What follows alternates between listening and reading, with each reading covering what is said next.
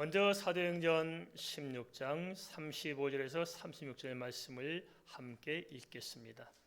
날이 샘에 상관들이 부하를 보내어 이 사람들을 놓으라 하니 간수가 그 말대로 바울에게 말하되 상관들이 사람을 보내어 너희를 놓으라 하였으니 이제 내가 가서 평안히 가라 하거늘. 바울과 실라는 옥문을 지키던 간수의 집에 가서 상처를 치료받고 복음을 전파하고 세례를 베풀었습니다. 그러니 음식을 나누며 교제하다가 다시 감옥으로 돌아왔습니다. 그런 일이 가능했던 것은 표면적으로는 로마 교도관에게 주어진 재량권도 있었겠지만 당시는 지진으로 인해서 안전을 확보해야 했고 부상자를 치료해야 했기에 가능한 일이었을 것입니다. 그러면 하룻밤을 보내자마자 상관들이 다음날 곧장 내보내도록 한 이유는 무엇 때문이었을까요? 그것은 첫째, 공개적으로 매질도 하고 감옥에 가뒀으니 형벌이 충분했다고 여겼을 것입니다. 둘째는 당시 로마 사회에서는 지인 등 천재의 지변은 신들이 분노한 것으로 여겨져서 어떤 경고로 받았다는 것입니다. 따라서 감옥에서 지진이 발생한 것이나 아무도 도망치지 않았던 것은 무고한 사람을 가둔 것으로 혹시라도 자기들에게 화가 밀까 싶어서 두려워했을 것입니다. 셋째는 정식 재판도 없이 폭행하고 구금했기에 이 사실이 알려지면 상관들 자신이 문책을 당할 수 있기 때문이었을 것입니다. 그래서 어찌하든지 좀 잘 수습해서 조용하게 살짝 내보내려고 그렇게 했을 것입니다. 하지만 이 모든 상황은 사람과 사람 사이에 이루어진 우연한 일들이 아니라 정말 간수의 집안을 구원하고 또 마게도냐 빌립보의 교회를 세우기 위한 성령님의 섬세한 인도였음을 알 수 있습니다. 바울이 자원하여 선교 여행에 나서게 하신 것도 그리고 감옥에 갇히게 된 것도 삼위 하나님의 계획과 섭리와 감동 안에서 이루어진 일이었던 것입니다. 그렇지만 성령께서는 매사의 때를 따라 돕는 은혜를 베풀어 주셨습니다. 감옥 안에 지진을 일으킨 것도 메인 것이 풀어진 것도 아무도 피해를 입지 않은 것도 그렇습니다. 결과적으로 선한 열매를 가져오게 된 것은 성령님을 모시고 성령님과 동행하며 성령님을 따라서 살았던 그런 삶의 결실이라고 할 수가 있었을 것입니다. 이는 우리의 일상에서도 마찬가지가 아닐까요? 무심코 지나치면 모든 일상들이 그저 사람과 사람 사이에 벌어지는 우연한 일들처럼 여겨질 수 있습니다. 하지만 깊이 들여다보면 모든 만남과 모든 사건 또한 성령님께서 친히 인도하셨음을 우리가 알 수가 있을 것입니다. 예수 그리스도 안에서는 결코 우연이 있을 수 없습니다. 그것은 궁극적으로 인생의 생사화복과 역사를 이끌어 가신 분은 삼위 하나님이시기 때문입니다. 삼위 하나님께서는 모든 자녀들에게 선한 계획을 가지고 계십니다. 우리 역시 하나님께서 선한 계획을 가지고 우리를 붙들고 계신 줄 믿습니다. 삼위 하나님께서는 모든 자녀들에게 분명한 목적과 계획이 있다는 사실을 우리가 망각해서는 안 됩니다. 그 사실을 망각하면은 우리는 하나님과의 관계가 단절되어 나 혼자 세상을 살아가야 됩니다.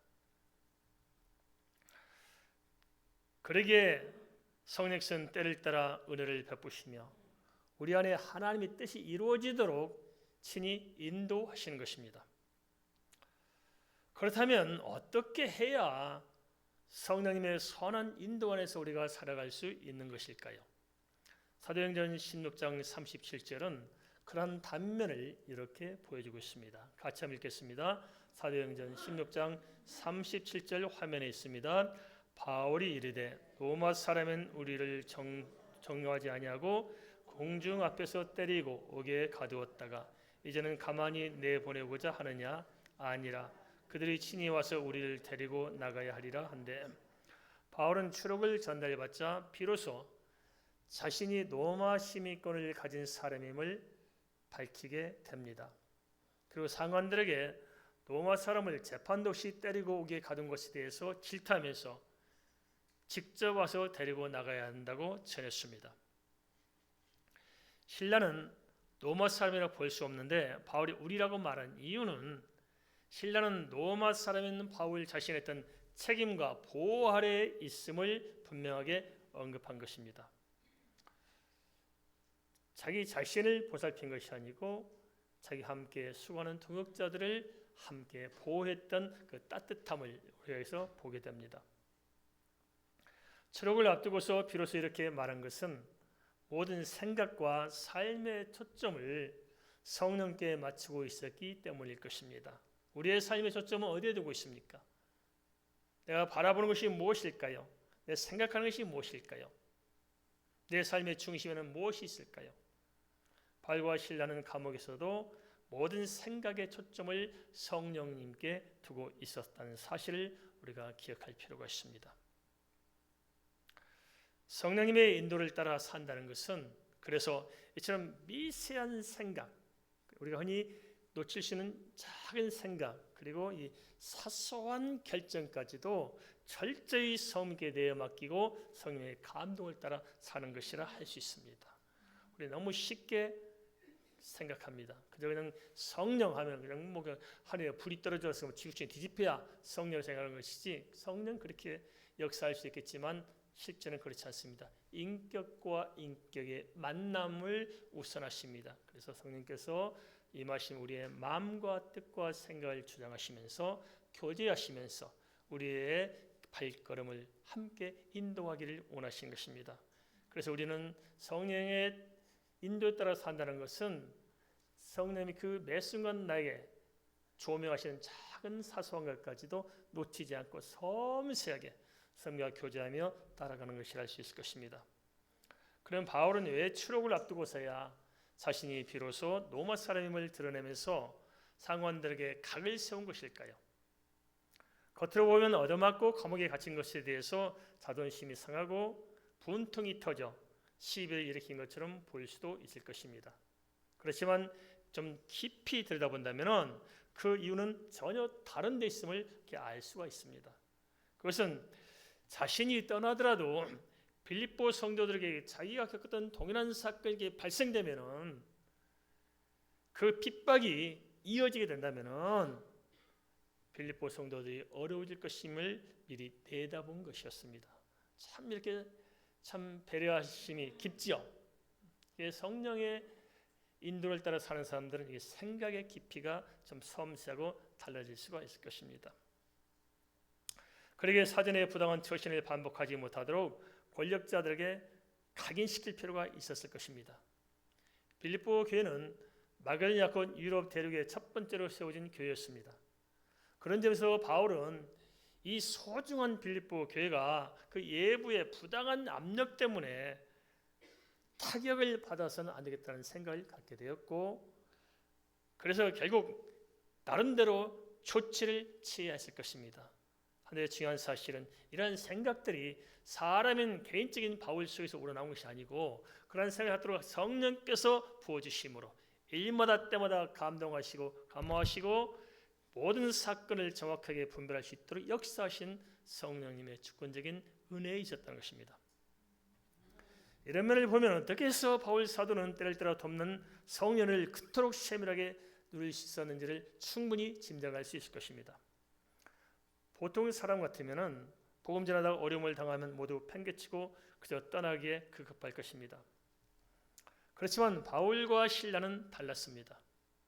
자신의 아니라는 생각이 아니라 주어진 상황을 간파하면서 성령님의 인도에 집중했던 것입니다. 그럴 수 있었던 것은 지나온 여정을 통해서 성령님과 동행하며 살 때 성령께서 친히 인도해 가신다는 사실들을 명확하게 확신했기 때문입니다. 그런 확신이 우리에게 있습니까? 정말 내가 성령님을 찾고 성령님에 집중해 살면 진짜 성령님께서 우리를 정확하게 인도해 가실까요? 그런 믿음이 분명히 바울 사도에 있었기 때문에 철저하게 세밀한 것조차도 놓치지 않고 성령과 동행하며 성령 안에서 살고자 했을 것입니다.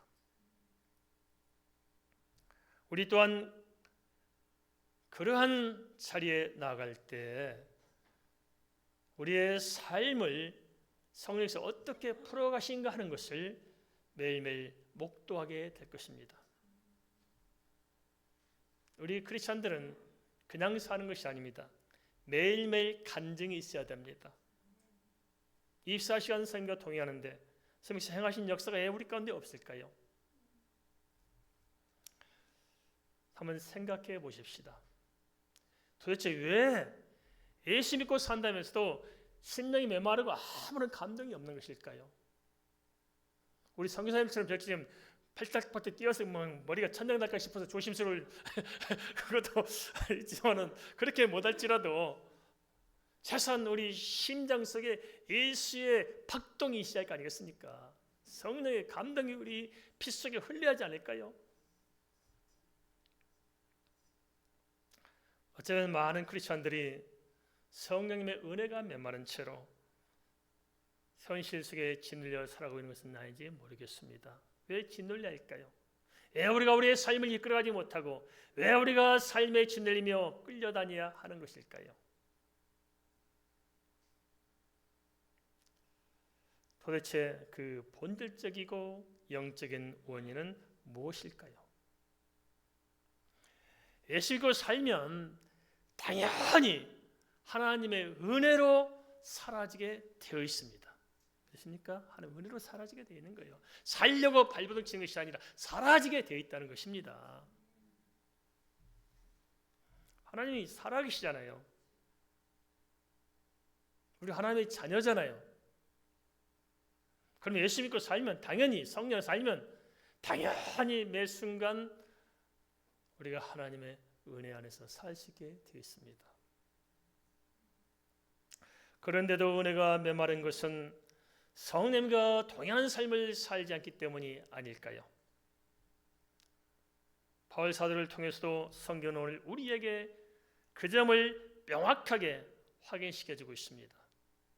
성령의 인도를 따라 살면 나라는 자에게 갇혀진 한계를 뛰어넘게 될 것이고 성령과 동행하며 살면 모든 삶의 현장 어찌할 수 없이 답답한 이 삶의 환경을 뛰어넘어서 하나님의 영광을 나타내게 할 것입니다.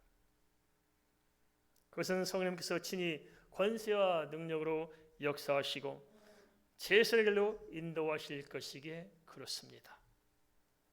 바울 사도가 제10장에서 당대 권력자들에게 당당하게 각을 세울 수 있었던 것도 개인의 어떤 뭘 믿는 것이 있어 그런 것이 아니고 성령님의 감동과 감화 속에서 성령께 붙들려 살았기 때문에 그럴 수 있었던 것이 아닐까요? 사도행전 16장 38절 39절은 그 점을 이렇게 시사하고 있습니다. 사도행전 16장 38절 39절을 함께 읽겠습니다. 부하들이 이 말을 상관들에게 보가니 그들이 로마 사람이라 하는 말을 듣고 두려워하여 와서 고나여 데리고 나가 그 성에서 떠나기를 청하니 상관들은 바울과 실라를 호락호락하게 여겼을지 모르지만 그러나 성령님께서는 그 판세를 뒤집어 놓으셨습니다. 그로 인해 상관들은 오히려 두려움을 느끼고 바울의 말대로 직접 데리고 나가서 빌립보 성에서 떠나가기를 좀 간절하게 조심스럽게 간청을 했습니다.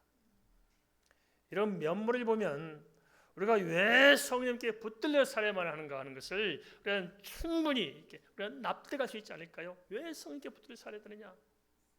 이런 바울이 살았던 삶의 시기를 그 한 단면만 들어보더라도 그이가 충분하지 않겠냐는 것입니다. 성령께 붙들려 사는 사람은 어떤 상황에서도 두려워하거나 조급해하거나 염려할 필요가 없을 것입니다. 진정으로 성령 안에서 살아간다면 성령께서 담대하게 하시고 차분하게 하시고 평안하도록 인도하시기 때문에 그렇습니다. 바울과 실라는 감옥 안에 갇혀 있었지만 다른 죄수들처럼 주눅에 들거나 기계를 잃지 않았습니다. 그런가 하면 자존심을 세우고자 자기를 굳이 알리려고 하지도 않았습니다. 그저 변함없이 이 성령과 함께 동행하는 사람으로서 하나님의 이 사랑, 성령의 인도하심 안에 그냥 머물러 있었습니다. 우리는 어떻게 살아가고 있을까요? 이 세상에 매여 요동하며 살고 있습니까? 아니면 성령께 붙들려 살고 있습니까? 우리의 삶의 자리를 좀 깊이 살펴봐야 하지 않을까 싶습니다. 물론 하나님의 자녀된 신분을 고수하며 성령을 따라 사는 일이 쉽지는 않을 줄 압니다. 쉬면 잘 되겠죠. 어려우니까 잘 안 되지 않겠습니까? 도대체 왜 어려울까요? 그것은 내적으로는 내 자신의 자아를 포기해야만 되고, 또 외적으로는 이게 삶을 살아가는 여정 속에서 우리가 또 하나님 앞에서 고난도 자초하는 탐력이 필요하기 때문에 그럴 것입니다. 바울 사도의 경우 자신이 로마 시민이었음을 미리 밝혔더라면 그러한 고초를 겪지 않아도 되었을 것입니다. 그래도 밝히지 않고 묵묵히 고난을 감내한 것은 철저히 내 모든 상황, 모든 문제, 모든 사건을 성령님께 내려놓고 성령님의 처분을 기다렸던 것입니다. 하지만 그로 인해서 간수가 회개하게 되었고 간수의 온 집안이 예수 믿고 세를 받게 되었던 것이 아니겠습니까? 또 그로 인해 감옥에 갇혔던 죄수들도 예수 그리스도를 향해 마음이 열렸을 것입니다. 그런가 하면 자초지종을 알게 된 상관들도 뭔가 마음이 움직였을 것입니다. 유럽 최초의 빌립보 교회가 세워진 것도 이처럼 성령님의 세밀한 음성을 듣고 그 음성을 따라 살고자 했던 그러한 믿음의 사람들, 성령의 사람들의 삶을 통해 맺혀진 열매였던 것입니다. 우리도 성령 안에서 살아간다면 분명 성령님께서 우리의 삶을 통해 영혼을 살리는 귀한 결실을 거두게 하실 것입니다. 한데 문제는 우리가 성령님의 음성을 좀 분별하지 못하는 것이고, 또 사람의 생각을 가지고, 이 얄팍한 사람의 생각을 가지고 성령님께서 인도하신 따라가는데 굳이 거역하면서 자기 방식을 내세운다는 것입니다. 만약 우리가 그렇게 살고 있다면 베드로전서 5장 6절 말씀을 좀 상기해 봤으면 좋겠습니다. 베드로전서 5장 6절은 이렇게 오늘 우리에게 말씀하고 있습니다. 그러므로 하나님의 능하신 손 아래서 겸손하라. 때가 되면 너희를 높이시리라. 여기서 하나님의 능하신 손 아래서 겸손한 의미는 무엇일까요? 그것은 하나님의 절대적인 능력, 하나님의 절대 주권을 전폭적으로 믿고 그 아래서 내 생각이나 내 뜻을 버리고 철저히 성령님께서 나에게 조명하는, 하나님의 말씀을 통해 조명하는 그 발걸음을 따라서 살라는 것이 아니겠습니까? 우리가 성령님과 동행하는 삶을 살린다면 우리도 바울과 실라처럼 반드시 성령님의 역사를 보게 될 것입니다. 그러므로 결단하시고 성령님께서 이끄는 삶을 살아갈 수 있으면 참 좋겠습니다. 이어서 사도행전 16장 40절을 살펴보겠습니다. 같이 있습니다. 사도행전 16장 40절입니다. 두 사람이 옥에서 나와 누대의 집에 들어가서 형제들을 만나보고 위로하고 가니라. 바울과 실라가 형제들 위로하고 빌립보를 떠나게 되었다는 것은 빌립보 교회가 설립되었음을 시사하는 것입니다. 짧은 기간의 유종의 미를 거둔 것입니다. 불과 2, 3주 안에 교회가 세워졌다는 것이 정말 이게 사람을 할 수 있는 것일까요? 바울과 실라가 한 일이 무엇일까요? 바울과 실라는 괜히 귀신 쫓아냈다가 감옥에 가두게 됐고, 그래서 감옥에 나온 것, 그게 전부였지 않습니까? 실제적으로 하는 것을 보면은.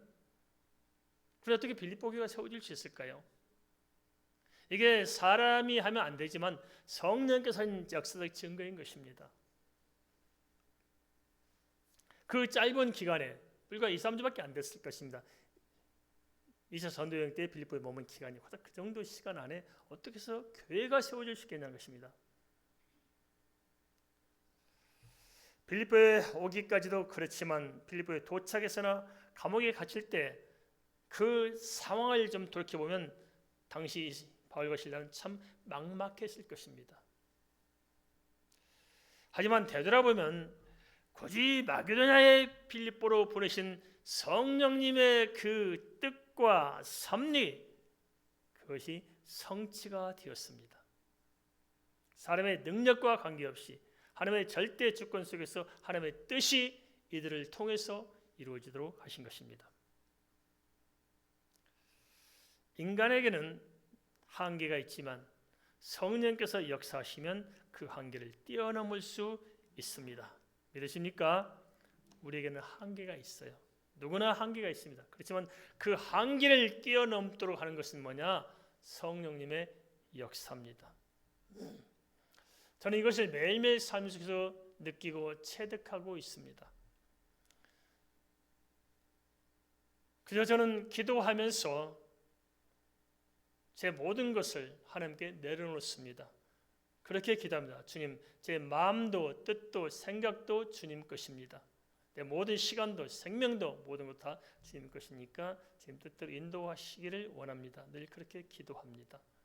제가 사실 시간도 별로 없고 또 뭐 형편도 별 내세울 것도 없고 재주도 없고 그렇습니다. 그런데 어떻게 일들이 벌어질 수 있을까요? 우리 JW 감당해야 될 기관이 본부가 30개의 기관이 있습니다. 교단, 각 나라가 놓인 교단, 신문사, 방송국, 출판사, 그 다음에 세계신학대학교 협회, 세계신학대학교는 아마 내년쯤이면 200개 학교 정도가 가입해서 함께 할 것입니다. 문제는 그 기관들을 움직일 수 있도록 뒷감당할 수 있도록 돈을 만들어야 되는데 제가 어떻게 그것도 해결해야 됩니다. 그러니까 하면 가르쳐야 하기 때문에 지금까지 15권의 책을 썼습니다. 그래서 목회는 목회대로 하고 신방은 신방대로 하면서 교회를 감당했습니다. 그런가 하면 아시다시피 각 해에 다니면서 각 나라에 가서 순방하면서 또 학교들에 가서 강의하고 행사를 치러야 했습니다. 그런 와중에 또 복잡한 문제가 얼마나 많았습니까? 그 일들을 다 쫓아다니면서 막아야 됐고 해결해야 했습니다. 그런 와중에 또 우리 김성희 사모는 또 암이 걸려서 병원에 입원해서 제가 밥하고 빨래하고 또 뒷감당을 또 해야 됩니다. 제가 요리도 이제 잘 할 수 있습니다. 해봤으니까 잘 되더라고요. 별거 없더라고 하다 보니까 어떻게 저 하나님께서 이걸 감당하겠습니까? 그렇다고 누가 나를 가까이서 이 일들을 좀 대신 해줄 수 있는 사람이 누가 있을까? 없는 거예요, 실제적으로. 그 행정 처리 하나만 누가 좀 똑바로 잡아줬을 텐데 다 제 손으로 행정 처리도 제가 해야 되고 타이핑해서 문자도 보내야 되고 만들어야 되고 복잡합니다. 어떻게 할 수 있을까? 그런데 다 됐어요. 돌아보니 다 됐어요. 없는 돈도 다 해결됐고 바쁜 일도 다 해결됐고 되는 것 같지도 않지만 안 되는 것 같지도 않으면서 여기까지 왔어요. 왜 그럴까요? 제가 한 게 없습니다. 사실은 성령께서 역사하셔서 친히 일마다 때마다 인도하신 열매가 아니겠습니까? 성령께 의지하며 성령께서 인도하는 삶을 살기로 작정만 한다면은 성령께서는 우리 개인의 능력의 한계를 뛰어넘게 하실 것이고 우리 환경과 형편의 한계를 뛰어넘어서 하나님이 살아계심을 하나님의 능력이 무엇이며 그 권세가 무엇이며 그 영광이 무엇인가 하는 것을 명확하게 매일매일 보도록 하십니다.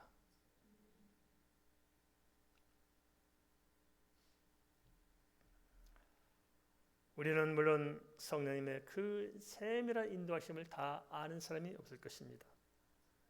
그러기에 때로는 우리 인생 앞에서 갈 길이 막막하고 현실이 답답할 수도 있을 것입니다.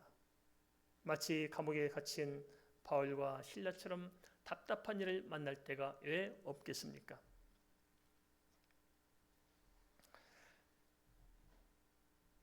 하지만 그럴지라도 우리가 믿음으로 성령님을 따라 산다면은 성령께서는 친히 일마다 때마다 우리가 우리 인생을 최선의 것으로 풀어낼 수 있도록 감동하시고 감화하시고 역사하시고 인도하시며 성취해 가실 것입니다. 중요한 것이 뭘까요? 중요한 것은 우리가 성령을 따라서 살아가느냐 아니면 내 뜻대로 사느냐, 성령을 따라 살 것이냐 내 뜻대로 살 것이냐 선택하는 것입니다. 무엇을 선택하며 사시겠습니까? 성령과 더불어 살겠습니까? 지난날의 삶의 방식대로 여전히 내 뜻대로 내 계획을 가지고 내가 내 인생을 살기를 원하십니까? 그렇다면 성령님 안에서 살아가기 위해서 당장에 해야 할 일은 무엇일까요? 그것은 내게는 모든 걸 다 내려놓고 십자가 앞에 내려놓고 성령님의 인도를 받아들이는 것입니다. 믿고 신뢰함으로 내 인생을 성령님께 의탁하는 것입니다. 한데 문제는 결심만 하면 되는데 믿음이 없어서 여러 가지 인본주의 생각을 가지고 망설이는 것이 아닐까요? 지금 주저하고 있지 않습니까? 어떻습니까? 망설이고 주저앉아요. 이렇게 하면 되는데 알려주었는데도 불구하고 안 해요. 하면 된다고 믿고 가는 믿음이 클까요?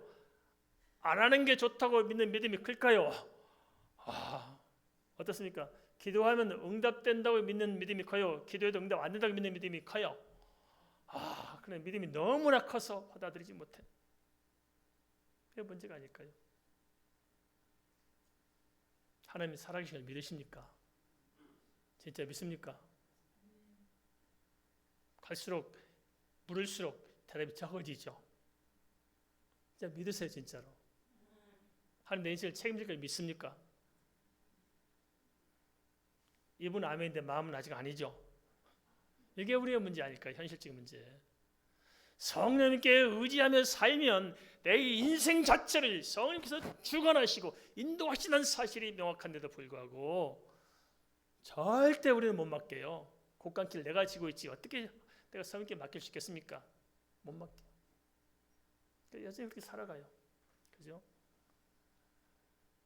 결단을 내리시기 바랍니다. 망설이지 마시기 바랍니다.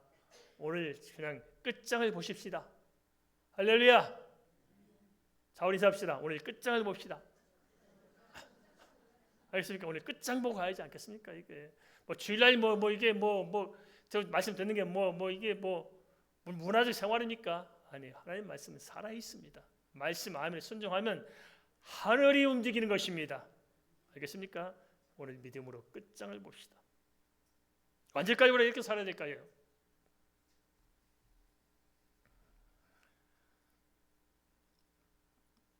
가만히 생각해 보세요. 한번 생각해 봅시다. 우리가 냉정하게 생각해 봅시다. 내 뜻대로 사는 길이 잘 되는 길일까요? 아니면 성령님의 인도 따라 사는 삶이 잘 되는 길일까요? 어느 쪽이 잘 될까요? 내 마음대로 사는 게 잘 돼요? 성령 뜻대로 사는 게 잘 돼요? 어느 쪽이세요? 너무 우리가 얕게 살면 안 돼요. 그죠? 너무 얕게 살면 안 돼. 좀 어느 쪽이든지 확실하게 선을 긋고 매듭을 분명히 해야 됩니다. 여기에 대한 해답은 우리가 잘 알고 있어요. 뭐냐? 이제까지 우리가 살았던 삶을 좀 되돌아보면은 충분히 알잖아요. 그죠? 충분히 알 수 있어요. 현명한 처신이 뭐냐? 그것은 과거에 이런 시행착오를 다시 반복하지 않는 거예요. 알겠습니까? 그래서 우리는 끊임없이 과거의 잘못을 그냥 반복해 도했던 것을 다시 먹는 것처럼 반복하고 있다는 거예요. 그래서 삶에 무슨 변화가 있고 무슨 감동이 있고 무슨 역사가 있겠습니까? 예수 믿어도 아무가 없이 냉랭하고 그렇게 하다 보면 우리 예수 믿는 것이 너무나 지치고 피곤하고 교회 가는 것이 이게 감옥 가는 것 같잖아요. 그렇지 않습니다. 진짜 성령에 붙들리면 예수 믿는 것이 재밌습니다. 알겠습니까? 신납니다. 예수 믿는 것이 기쁩니다. 신납니다. 살판납니다. 하루하루 소망이 넘칩니다. 즐겁습니다. 어떻습니까? 예수 믿는 게 즐겁습니까? 괴롭습니까? 근데 표정을 보면 전부 다 괴로워. 이게 문제라. 얼굴 좀 펴세요. 마음을 좀 펴세요. 예수 믿는 것은 신바람 나는 것입니다. 성령의 역사를 경험하면 그냥 우리가 신나서 어쩔 수 없는 거예요. 이게 찬송을 그냥 어거지 부른 게 아니에요. 그냥 나도 모르는 찬양이 튀어나오는 거예요. 이렇게 성령 붙들리면 누가 말리겠어요? 성령의 불이 내 속에 타고 있는데 누가 꺼요? 못 꺼. 예수 믿는 게 그렇게 신바람 나는 거 아닐까요? 뭐 십자가의 길, 웃긴 소리 마세요. 좁은 길 아니에요. 겉으로 보기는 좁은 길처럼 보이고 십자가 길처럼 보여요. 왜냐? 내 죄를 버려야 되니까, 세상 방식을 버려야 되니까 그게 좁고 힘들어 보이죠. 그러나 다 포기하고 다 버리고 그 문 안에 들어가면은 뭐예요? 수고하고 무거운 짐자들아 내게 오라. 내가 내일 어디 간다고요? 쉬게 하리라. 십자가로 들어가고 좁은 문으로 들어가면 쉼이 있는 거예요. 진리를 알지 진리를 자유하게 하리라. 그 안에 들어가면 자유할 수 있는데 불구하고 우리는 안 들어가 구경만 하고 있어요. 그러고 왜 하나님 나를 안 도와주시냐고요? 꼬라지를 보라. 꼬라지를 보라. 네 꼬라지를 말란 거야. 네 꼬라지를. 네가 지금 어떻게 하고 있는지 봐라. 물 갖다 주니까 마시도 아니면서 나는 목말라 죽겠어요. 물 안 줘요. 마시면 되질 거 아니겠어요. 마시면 주님께서 분명히 길을 알려줬어요. 근데 하나님 나는 은혜가 없어요. 왜 안 돼요? 주었잖아. 네가 거해야겠잖아. 순종하고 말씀을 받아들이면 성령이 역사하십니다. 알겠습니까?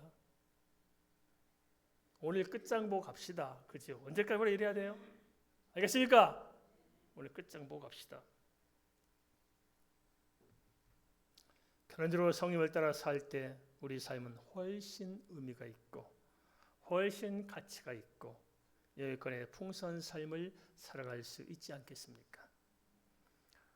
우리 안의 믿음의 수준이 다르겠지만 사도 바울은 차원에서 성령을 따라 십자가를 선택하며 살았습니다. 그렇지만 인생 마지막 순간에 그것도 순교의 문턱에서 그는 자신의 일생을 이렇게 정리하고 있습니다. 디모데후서 4장 7절 8절 말씀 제가 읽겠습니다. 나는 선한 싸움을 싸우고 나의 달려갈 길을 마치고 믿음을 지켰으니 이제 후로는 나를 위하여 의의 면류관이 예배되었으므로 주 곧 의로우신 재판장이 그날에 내게 주실 것이며 내게만 아니라 주의 나타나심을 사모하는 모든 자에게니라. 성령을 따라 산 그만큼 바울 사도는 세계 복음화의 큰 문을 열었던 가장 위대한 전도자가 되었습니다. 무엇보다도 바울 사도 자신의 삶 자체가 정말 감격스럽게 소망 가운데 마감할 수가 있었습니다. 어느 인생이 내 생의 마지막에서 이토록 감격하고 이토록 소망 가운데 충만할 수가 있을까요? 죽음조차도 두렵지 않고 죽음 넘어 소망을 누가 바라볼 수 있었겠느냐 하는 것입니다. 성령을 따라 살아온 사람들에게 주어진 하나님의 보너스가 아닐까요? 어쩌면 우리는 바울처럼 그렇게 살아갈 수 없을지 모릅니다. 그렇지만 멀리서라도 그 걸음을 바라보면서 우리가 성령 안에서 살고자 조금이라도 이해할 수 있다면 우리의 인생도 소망 가운데서 마칠 수 있지 않겠습니까? 그러므로 어찌하든지 성령과 더불어 살아가도록 우리의 마음을, 우리의 이 가로막힌 마음, 짓눌린 마음, 이 차가운 마음을 조금이라도 좀 따뜻하게 여시고 우리의 마음을 좀 저렇게 다잡아갈 수 있기를 주의 이름으로 축원을 드립니다. 우리 말씀 생각하면서 함께 기도하겠습니다.